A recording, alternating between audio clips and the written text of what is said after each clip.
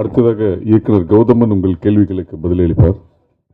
எனக்கு தெரியும் நீங்க எல்லாரும் இவ்வளோ நேரம் காத்துக்கிட்டு இருந்தது நான் ஒரு பெரும் நெகிழ்வோடு நான் உள்வாங்கிக்கிறேன். கொஞ்சம் தாமதமாக தொடங்கினதுக்கு என்னுடைய தார்மீகமான வருத்தத்தை தெரிவிச்சுக்கிறேன். கவிஞர் முன்னாடி இந்த பாடல் ஒளிபரப்பணும்னு நினச்சோம். தவிரவும் அவர் இருந்து பார்த்துருந்தா இல்லாமலே நான் கடைசி நேரத்தில் பகிரியில் வாட்ஸ்அப்பில் அனுப்புனதை பார்த்துட்டு அவர் என் மீது இருக்கிற பேரன்பையும் பெரும்பாசத்தையும் அவர் காட்டினதுங்கிறது மறக்க முடியாத அவருடைய உரை. விமர்சனங்கள் யார் மேலே வேணாலும் இருக்கலாம். ஆனால் இன்றைக்கி தமிழ் இனத்தில் மட்டும் இல்லை, இந்திய ஒன்றியத்தில் மட்டும் இல்லை, உலகத்திலேயே இன்றைக்கி வாழ்ந்துகிட்டு இருக்கிற ஒரு பெரும் கவிஞர், ஒரு புலமை வாய்ந்த ஒரு தமிழர் கவிப்பேரரசு வைரமுத்து அப்படிங்கிறத எதிர்காலம் சொல்லும். தவிரவும் அவர் மட்டும் இல்லை, அவர் பேச்சில் இருந்த அந்த அன்பு பாசம் மட்டும் இல்லை, இங்கே மேடையில் இருக்கிற என்னை வளர்த்து விடணும்னு முடிவு பண்ணி இந்த படைப்பை தொடங்கின விகே ப்ரொடக்ஷன்ஸ், என்னுடைய பெரும் பிரியத்துக்குரிய பாசத்துக்குரிய ஒவ்வொருத்தரும், அது மதுவன் ஐயாவாக இருக்கட்டும், குரல் அமுதனாக இருக்கட்டும், பாஸ்கர் ஐயாவாக இருக்கட்டும், இது அடுத்த கட்டத்துக்கு எடுத்துகிட்டு போகணுன்னு என்னோடு இணைந்த கர்நாடகத்திலேருந்து வந்த ஒரு தமிழர் கிருஷ்ணமூர்த்தி அவர்களாக இருக்கட்டும், நான் எப்பொழுதும் தோளோட நிற்பேன், உன்னை வளர்த்துறது என்னுடைய வேலைன்னு இறுதி கட்டத்தில் ஆகிற எல்லா செலவையும் ஏற்றுக்கொண்ட ஐயா சரவணராஜ் ஐயா அவர்களாக இருக்கட்டும், இதில் சில தடங்கல்கள் இதெல்லாம் வரும்போது அதெல்லாம் கூட நின்று சரி செஞ்ச ஐயா சுந்தரவரதன் ஐயாவாக இருக்கட்டும், எப்பொழுதும் துணை நிற்கிற கண்ணன் சகோதரராக இருக்கட்டும், முதல் வெள்ளை பேப்பர்லேருந்து இதுவரைக்கும் எல்லா காட்சிகளையும் குரல் பதிவு செய்கிறதுலேருந்து முடிகிற வரைக்கும் எல்லாத்தையும் பார்த்து என் தோளோடு தோல் நிற்கிற என்னுடைய பேரன்பிற்குரிய சகோதரர் சுரேஷ் காமாட்சி அவர்களாக இருக்கட்டும்.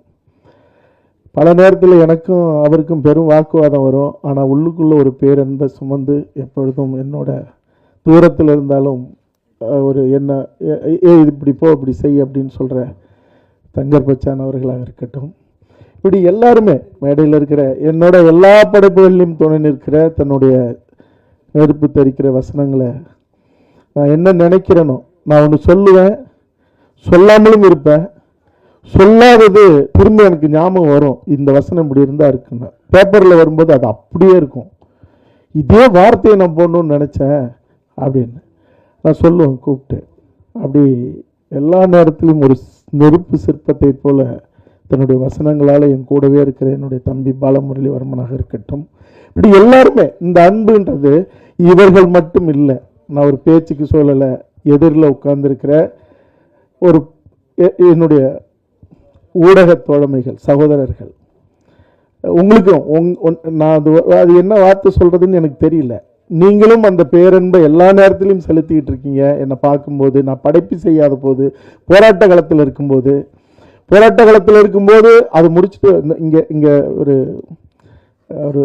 இல்லைன்னு நினைக்கிறேன், ராஜ் டிவியில் அவர் இருந்தார், அவர் என்னை லிஃப்டில் பார்த்து இந்த ஜல்லிக்கட்டு போராட்டத்தில் என்னை முதல் முறையாக என்னை கட்டி பிடிச்சி முத்தம் கொடுத்தாரு கன்னத்தில், ஒரு ஆணுகிட்ட வாங்கின முத்தம் அது, ஒரு ஊடகவியலாளர். அப்போ இந்த அன்பு பாசம் இருக்குல்ல, ஏன் எல்லா நேரத்திலையும் என்னை மறந்து என் குடும்பத்தை திறந்து கூட இந்த சமூகத்துக்காக நின்று போராடி அந்த போராட்ட காலத்தில் உயிர் திறந்தாலும் அது மகிழ்ச்சியேன்னு நின்றுக்கிட்டு இருக்கிற இந்த நிலைங்கிறது, அது என்னுடைய தந்தை தோழர் தமிழரசன் புலவர் பெருமகள் கலிய பெருமாள் அவங்களோட நின்று உயிர் திறந்து பல ரணங்களை அனுபவித்து இந்த எல்லாம் பார்த்த நிலையில் கூட தொடர்ந்து நிற்கணுங்கிறதுங்கிறது இந்த சமூகம் காட்டுற பேரன்பு மட்டும் இல்லை, இந்த இனம் சுமந்த ஒரு பெரும் வரலாறும் கூட. இந்த படைப்பு கூட நான் போன முறை மறுபடியும் இங்கே ஒளிபரப்பு சில பாடல்களும் ஒரு வீரப்படையாண்ட வீராங்கிற அந்த லிரிக்கல் வீடியோவும் அந்த முன்னோட்ட காட்சி முதல்லையும் கடைசியில் போட்டதெல்லாம் வந்து ஏற்கனவே அதுக்கு முன்னாடி இருக்கிறதெல்லாம் நீங்கள் பார்த்தது. ஆனால் 3 மாதங்களுக்கு முன்னாடி திரும்ப நாங்கள் இதை போட வேண்டிய ஒரு நிலைங்கிறது வந்து அன்னைக்கு உங்களோட நான் பேசலை, நீண்ட நேரம் ஆயிடுச்சு. திரு சீமான் அவர்களுடைய உரையாக இருக்கட்டும், எல்லாமே பொறுப்பானதா. அன்னைக்கும் சரி இன்னைக்கும் சரி ஒரே ஒருத்தர் கூட ஒரு வார்த்தை கூட ஒப்பனைக்கு இல்லாமல் இருந்தது இருக்குல்ல, இதெல்லாம் ஒரு பெரிய தரிசனமாக நான் பார்க்குறேன் என்னுடைய வாழ்க்கையில். அதில் நீங்கள் எப்பவும் துணை நிற்கிறதும் நேரம் கடந்த இந்த நிலையில் கூட அண்ணாந்து பார்க்குற வானத்தில் மட்டும் இல்லை, இந்த அரங்கத்திலையும் வெண்மணி பூச்சிகளாக நட்சத்திரமாக இன்னைக்கு அது வந்து உங்களோட நானும் என்னோட நீங்களும் நாம் எல்லாரும் இந்த படையாண்ட மாவீராவுக்கு இந்த இடத்துல அமர்ந்திருக்கிறது சந்திக்கிறதுங்கிறது பெரு நெகிழ்வானது. என்னென்னா ஒரே ஒரு செய்தியை மட்டும் சொல்கிறேங்க. எல்லாரும் கிருஷ்ணமூர்த்தி அவர்கள் பேசும்போது, சகோதரர் தங்கர் பச்சான் அவர்கள் பேசும்போதெல்லாம் சொன்னாங்க, மனநோயாளிகள் நிறைஞ்ச இடம் ஊடக உள்ள அந்த ஒவ்வொரு காட்சி பதிவிலையும் ஏதாவது ஒரு பதிவில் வந்து பின்னூட்டமிடும்போது மனநோயாளிகளாக பதிவிடுறாங்க அப்படின்னாரு. அவர் தயாரிப்பாளராக புதுசு கிருஷ்ணமூர்த்தி அவர்கள் பல கோடி ரூபாய் இதில் வந்து இந்த படைப்பில் தன்னுடைய பங்களிப்பை செஞ்சுருக்காரு. ஆனால் கர்நாடகத்தில் இருக்கிறாரு. அவருடைய வழியை அதை சொல்லும்போது இப்போ நான் கூட வந்து கொஞ்சம்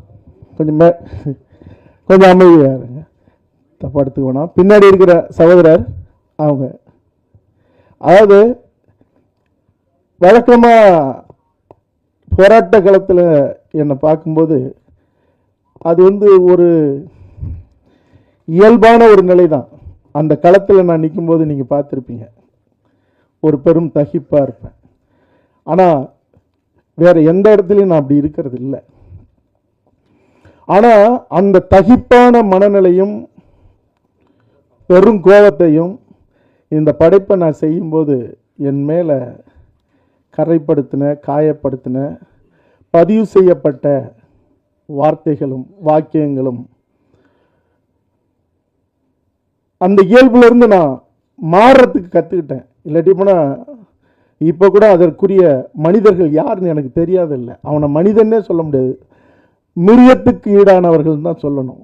யாருன்னு தெரிஞ்சும் கூட நான் அமைதியாக இருக்கிறதுக்கான காரணம் என்னென்னா, 50,000 ஆண்டுகள் வரலாறு கொண்ட இந்த தமிழர் குடிகளில் நான் உயிராக நேசிக்கிற அத்தனை தமிழ் சமூகங்களும் தனித்தனி சமூகங்களும் அதுக்கு என் தந்தை நின்னது போல் 43 ஆண்டுகளுக்கு முன்னாடி நான் ஏற்கனவே சொல்லியிருக்கேன்னு நினைக்கிறேன், ஊருக்குள்ள சாலையில் ஊர் சாலையில் என்னுடைய தந்தை தன்னுடைய சொந்த நிலத்தை, பூர்வீக நிலத்தை பட்டியல் சமூகத்துக்கு கொடுத்ததுக்காக எங்கள் ஊர் தேரில் நான் கை வைக்க முடியாது. சொந்த அத்தை பையன் பச்சையாக திட்டி பட்டங்கட்டி, சொந்த அத்தை பையன் போடா வைப்பாங்க, தென்னையில் உட்கார வைக்கிறான், வீட்டில் நடுக்கூடத்தில் வச்சு சோறு போடுறான், நீ எல்லாம் நீ அப்படி தான் இருக்க போகிற, இங்கே நிற்காத அப்படின்னு என்னை துரத்துவாங்க. அந்த வழியில் வந்தவன் இன்னும் அதே மனநிலையில் தான் நான் இருக்கேன். காரணம், தமிழ் மண்ணில் பிறந்தவன் இல்லை, எவனும் உயர்ந்தவனும் இல்லை தாழ்ந்தவனும் இல்லை. பேருக்கு சாதி இருக்கலாம், ஆனால் ஒரு தாய் மக்கள்ங்கிறதுல எந்த மாற்றமும் இல்லை. அந்த மாற்றத்தை உறுதி செய்ய எவன் இந்த மண்ணில் கங்கணம் கட்டிட்டு நின்னாலும் அவன் அடியோடு வீழ்த்தப்பட வேண்டியவன் அப்படிங்கிறதான். அப்படி இருக்கும்போது ஒரு சாதிய படத்தை ஏன் எடுக்கணும் அப்படின்னா, நீங்கள் ஒரு வரலாற்றில் தான் தொடங்கணும். அந்த வரலாற்றை முடிக்கும்போது அதுக்காக மாற்றி எழுதப்படுறதில்லை, அந்த மாற்றத்துக்காக நின்னவனுடைய வரலாறை சொல்லும்போது தான் இந்த மண்ணில் இருள் மண்டி கிடக்கிற குப்பையும் கூலமுமா, இன்னும் சொல்லப்போனால் அழுக்கு மண்டி கிடக்கிறத அதை அழிக்க, எரிக்க, சாம்பலாக்க, அதிலிருந்து தான் நீங்கள் எடுக்க வேண்டியது இருக்கு. அப்படிப்பட்ட ஒரு படைப்பு தான் இந்த படைப்பை. இதில் இருக்கிற உங்களுக்கு நிறைய கேள்விகள் இருக்கும், எனக்கு தெரியும், போன முறையே எழுதுனீங்க. எத்தனையோ பேர் இதில் இவ்வளவு பேர் பங்களிப்பு செஞ்சுருக்காங்க. பெரும் பெரும் கலைஞர்கள், தொழில்நுட்ப கலைஞர்கள், நடிப்பு கலைஞர்கள். ஏன் எல்லாரும் வரல? உண்மையாக சொல்லப்போனால் 60% அவர்கள் அத்தனை பேருமே இன்றைக்கி உங்களுக்கு தெரியும், எல்லாருமே பிஸியானவர்கள், நேரம் இல்லாமல் ஓடி ஓடி உழைக்கிறவர்கள், அல்லது அவர்களுக்கான வாய்ப்பு திறமையானவர்கள். அவர்கள் வேறு வேறு இடத்துல தங்களுடைய பணியில் இருக்காங்க.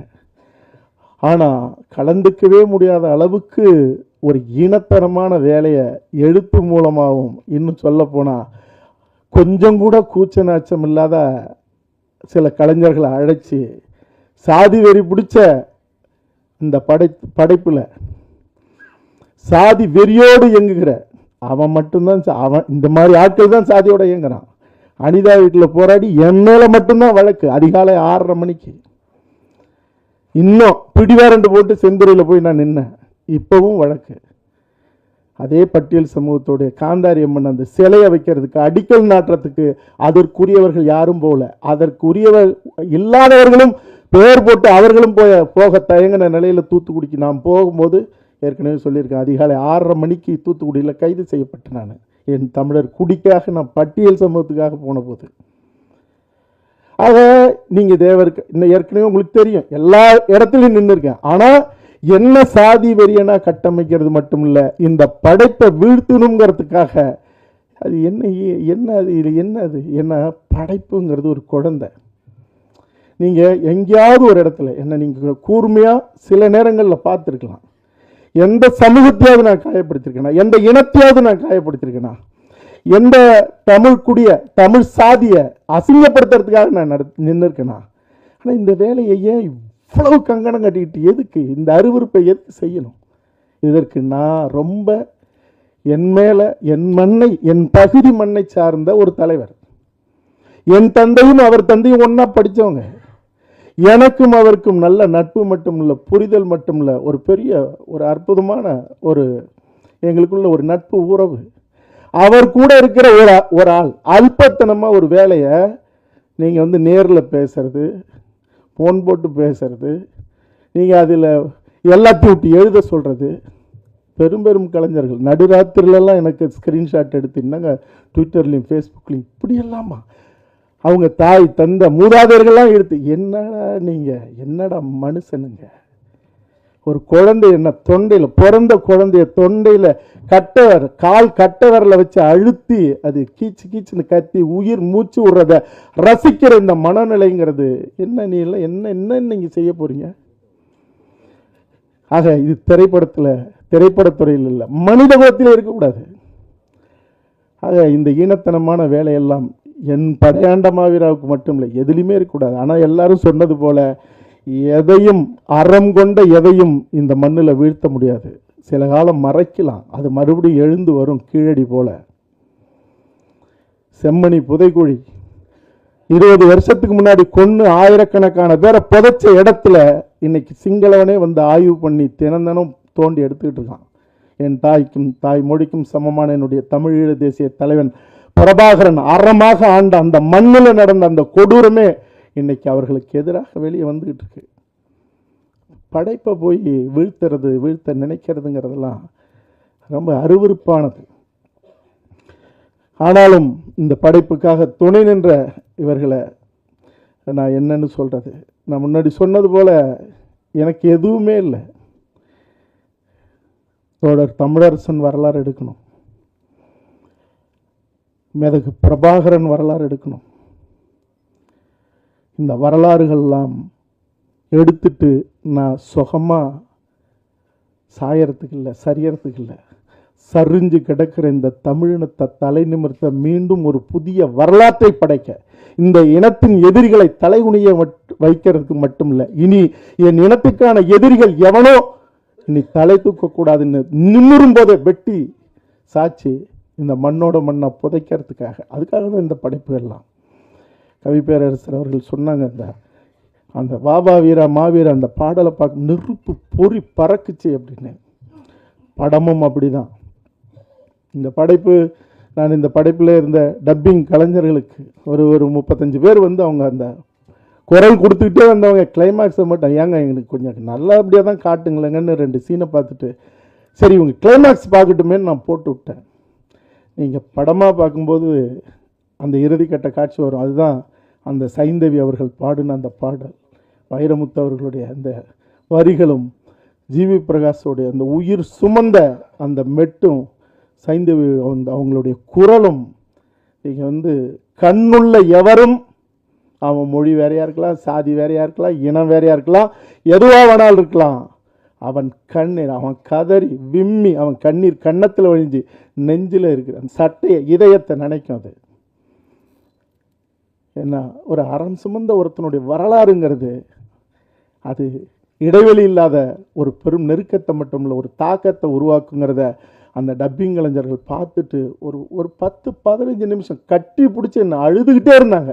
நான் அந்த இடத்துலையே என் படைப்புக்கான புனிதத்தை நான் அடைய தொடங்கிட்டேங்கிறது தான். நான் தமிழரசன் வரலாறும் பிரபாகரன் வரலாறும் எடுப்பதுங்கிறது உறுதிப்படுத்தப்பட்டது இந்த படத்தினுடைய வெற்றியோடு சேர்த்து அப்படின்னு நான் அந்த இடத்துல ஒரு தரிசனமாக உணர்ந்தேன். இந்த படைப்பு வெல்லுங்கிறதுல எனக்கு எந்த மாற்றமும் இல்லை. உங்களுக்கு எண்ணற்ற கேள்விகள் இருக்கலாம். இதை தாண்டி இங்கே தெளிவுபடுறதுக்காக அல்லது மற்றவங்களுக்கு தெளிவுபடுத்துறதுக்காக என் மேலே பாய்ச்சப்படுகிற அம்பு கேள்விகள் கூட உங்கள்கிட்ட இருக்கலாம். எது எது எது வந்தாலும் அதற்கு உரிய பதிலை சொல்ல நான் காத்துக்கிட்டு இருக்கேன். ஏன்னா பசி, நேரம், சர்க்கரை சம்மந்தப்பட்ட சில சிக்கல்கள் இருக்கிறவங்களுக்கு அதெல்லாம் பெரிய தொந்தரவு தான். என்னுடைய மன்னிப்பை கேட்டுக்கிறேன். உணவு எல்லாரும் சேர்ந்து அருந்துவோம். அதுக்கு முன்னாடி உங்கள் கேள்விகளை கேளுங்க. நன்றி.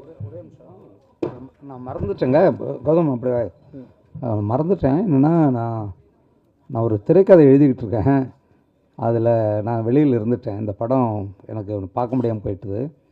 2 முக்கியமான நண்பர்கள், முக்கியமானன்னா எனக்கு முக்கியமானவங்க இல்லை, இந்த தமிழ் சமூகத்துக்காகவே தொடர்ந்து இடையறாது பணியாற்றிருக்கிற 2, ஒன்று ஊடகத்துறையில் முக்கியமான ஒருத்தர் அவர், இன்னொருத்தர் ஒரு மருத்துவர். அவங்க 2 பேரும் இந்த படம் பார்த்துட்டு என்ன இரவு கூப்பிட்டாங்க. அவங்க என்னென்னா ஒரு பிரிவு போட்டோம். இரு கௌதம்னா திட்டுக்கிட்டே இருப்பாங்க 2 பேரும். இவன் என்னங்க இவன் ஒரு வேலை, என்னங்க படம் எடுக்கிறான், அது பண்ணுறாங்க, எங்கே அவன் சும்மாவே இருக்க மாட்டேங்கிறான், போய் கத்திப்பறா மேம்பாலத்துக்கு பூட்டை போட்டுட்டு இருக்கானாங்க, என்னங்க அவன் இப்படி ஆளாங்க, என்னங்க அது இப்படி எனக்கு திட்டுவாங்க, ஏன்னா என் கூட தான் இருக்கிறாள் கௌதமன். சரிங்க படம் என்னங்க அது சொல்லுங்கண்ணா. நல்லா எடுத்துட்டாங்க படம், ரொம்ப நல்லா இருந்துங்க அப்படின்னாங்க. அப்படிங்களா அப்படின்னா, இல்லை நீங்கள் பாருங்கள், ரொம்ப நாங்களாம் அழுதுட்டோம் 2 பேரும். வாழ்க்கையில் அழுதே இருக்க முடியாத அவங்க 2 பேரும் அப்படி சொன்ன எனக்கு மகிழ்ச்சியாக இருந்தது. நான் அதை சொல்லணும், ஏன்னா இது கௌதமா நீ அவங்க அப்படி சொல்ல மாட்டாங்க, சொல்ல வச்சுருக்க, எனக்கு அது மகிழ்ச்சி. தம்பி நீ தமிழ் நீ நல்லா வாடா, நீ வாடா வா, ஏன்னா நான் அந்த கடமை தவறிட்டேன். நல்லா வரணும். கௌதமன் கொஞ்சம் கூட ஒரு பகட்டு இல்லாமல் பிள்ளைய அந்த ஒரு தமிழ் உணர்வோடு வளர்த்துட்ருக்காரு. நீ நல்லா வரணும். நீ என்ன பெரிய நடிகன் ஆகிட்டு இந்த மக்களை தொந்தரவு பண்ணக்கூடாது, சரியா? சரி.